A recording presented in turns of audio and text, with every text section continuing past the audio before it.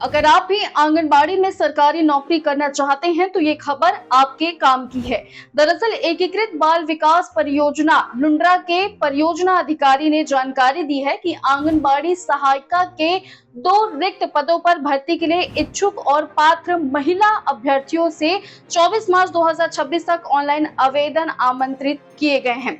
आवेदन पत्र विभागीय वेबसाइट के माध्यम से भरे जा सकते हैं। स्क्रीन पर दिखाई गई वेबसाइट लिंक पर जाकर अभ्यर्थी अपना आवेदन पत्र जमा कर सकते हैं। इन रिक्त पदों में चंद्रबा वार्ड के आंगनबाड़ी केंद्र में 1 पद और खालपारा के आंगनबाड़ी केंद्र में आंगनबाड़ी सहायिका के लिए 1 पद शामिल है। परियोजना अधिकारी के अनुसार इन पदों पर केवल महिला अभ्यर्थी ही आवेदन कर सकती हैं। नियुक्ति के शर्तों और आवश्यक योग्यताओं से जुड़ी विस्तृत जानकारी एकीकृत बाल विकास परियोजना लुंड्रा कार्यालय, जनपद पंचायत लुंड्रा या संबंधित पंचायत भवन के सूचना पटल पर देखी जा सकती है। इस खबर में फिलहाल इतना ही। आपकी राय क्या है कमेंट सेक्शन में जरूर बताएं और अपडेट्स के लिए वैम छत्तीसगढ़ को सब्सक्राइब करना ना भूलें।